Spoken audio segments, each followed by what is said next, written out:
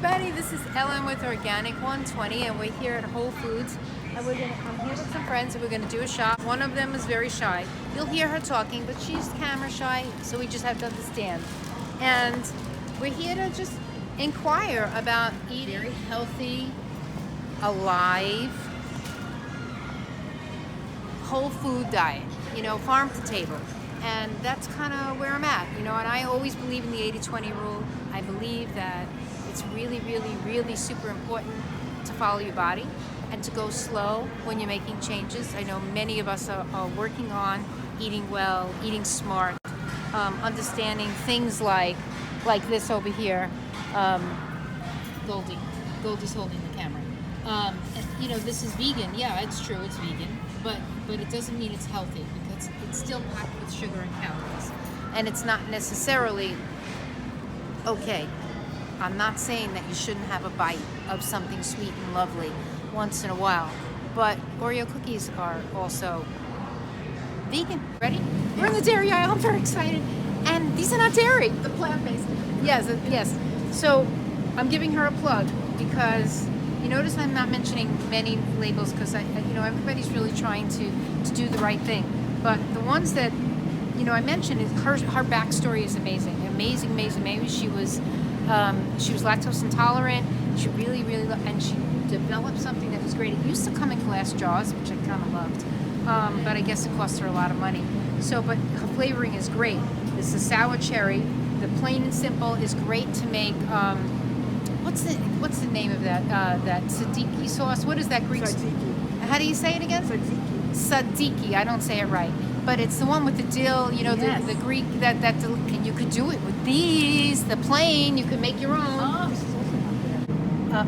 This is great for cooking because they still put it in jars, right? So there's a whole thing about keeping it in glass. It has an expiration date. You want to know something? Now, normally I would tell you that expiration dates that are crazy dates are usually packed with,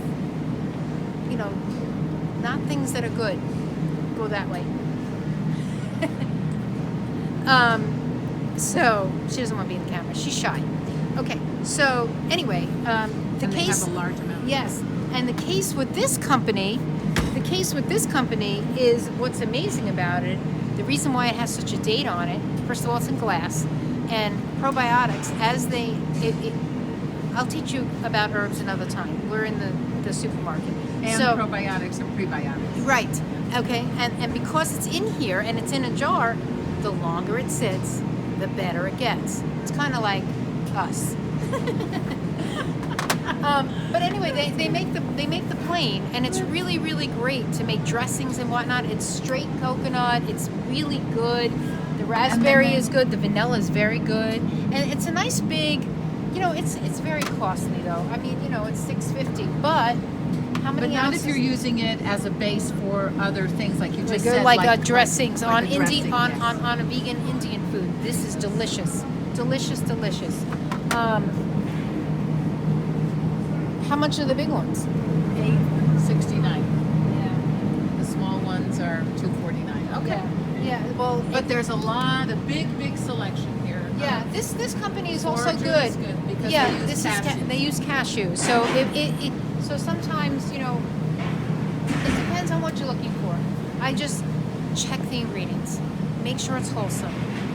Look for things that are going to make you feel and your body good. You won't get any stomach aches anymore. You won't get puffy eyes. You won't, just do good.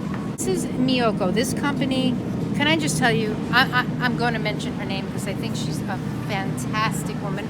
She's a beautiful Japanese woman who just wouldn't go vegan unless she could figure out cheese, and now she is doing taste testings with her incredible cheese wheels. I am so grateful to her.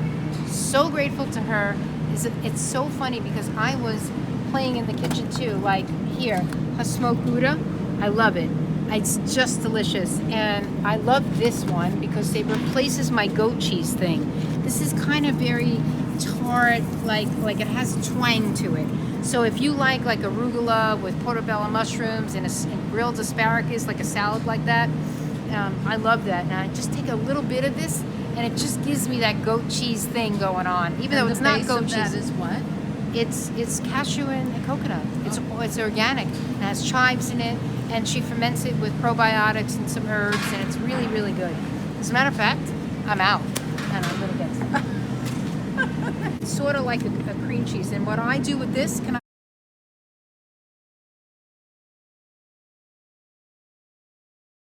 I did a class on it, and you know, I'll post it. But what I do is I cut this wheel in half, right? And I put it into a little glass container so it lasts. One of them I make sweet. I add raisins, walnuts, cinnamon, okay, and the other one, Oh, that sounds. and some and I a little bit of date sugar, which by the way is not sugar. It's just dehydrated dates, or you can use fresh dates. You can just puree it and just put some in there.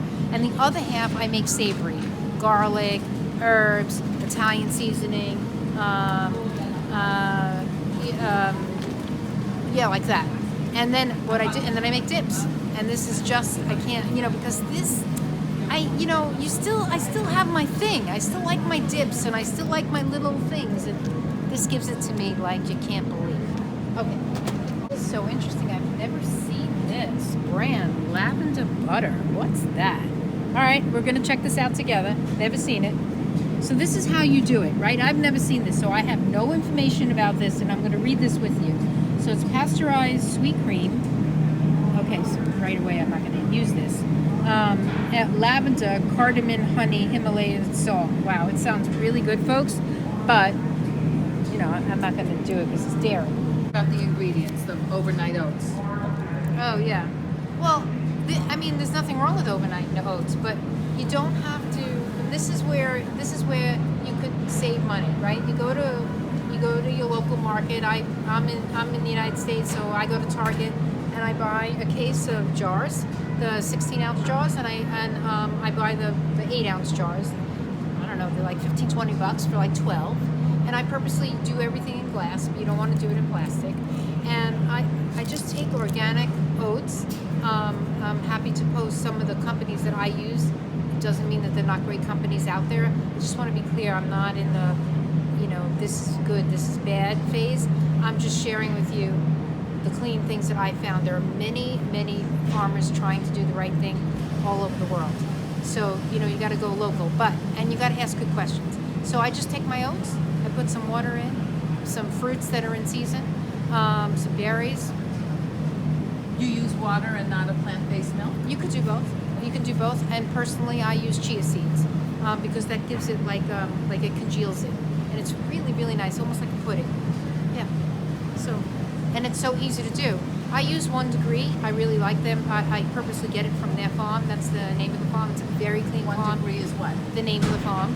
For which product? For all oat products. You'll see if you check them out online. They're really amazing family. They're doing amazing things as a family together to do the right thing, and they're now in some of the bigger markets like Whole Foods. So really happy for them. They're really getting on the map, and they're doing the right thing. So you boil the water first. When you buy some organic miso, there's some good companies out there that have. I personally like the chickpea one, and as Goldie was saying, who was the one who was taking all the pictures, is that she when she's in the mood for something hot and just quick, she'll boil some water and then make the soup. So I was saying to her, boil the water, add the miso, and then if you want, you can cut a scallion, and you could grate a carrot real quick, and what was the other thing I would put in there? Oh my gosh, I just lost it in my brain. Oh, organic soba noodles, which are buckwheat noodles. So if you have that on hand, you have soup in like seconds. And so you boil the water, you throw all the vegetables in for like a minute, so they get like a little bit soft. So they, you know, like blanching them, so to speak. And if they're grated, it's just going to get soft and nice. And then you add the miso at the end. It's delicious. Yeah. Sounds amazing. Ellen, can you talk to us about tofu products? Right. Because it's a good source of protein, because you were just mentioning Right. using it as a base. But a lot of people and a lot of companies are making it a big point to actually, even on their packaging, say soy free. So what's the deal with soy? And I'm just going to pan over to all these different tofu related, products. Right. So I think that so it's a bigger question than what you're asking. It's not something like black and white. So I'm going to back up a little bit so that I can give you some background to a question, to your answer, which is it depends on where your genetics are from. So the people in China are so used to eating tofu, right? They're so used to eating certain foods that we were never privy to in the United States or in certain parts of the country, even in Europe. So sometimes tofu can cause stagnation in the body. It depends on where the tofu, how it's cultivated. There could be when someone is fighting cancer, there are some properties in the tofu that could maybe interfere with the endocrine system. So it's very, very particular. It's not a question where I can say yes or no. I can't say it because some people are totally, their bodies could digest it, they feel okay with it. And especially I will if it's say, non-GMO, organic, right. and at least Right. sourced, And I think you know where it's sourced yes, from. I think you should just know your body and check on yourself. So clean eating means this. You understand every single word. There's no other weird things in it.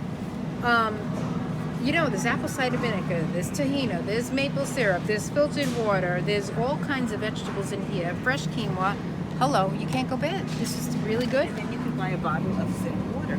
And you can buy a bottle of Zen water. Just as we're walking, what do you make? Should we just be avoiding wheat? Because not everybody is gluten-free. Yeah, I So think you there's have this to whole gluten-free movement. trend. Well, here's the thing about wheat. Why so many people are gluten-free these days is because wheat is heavily sprayed as well.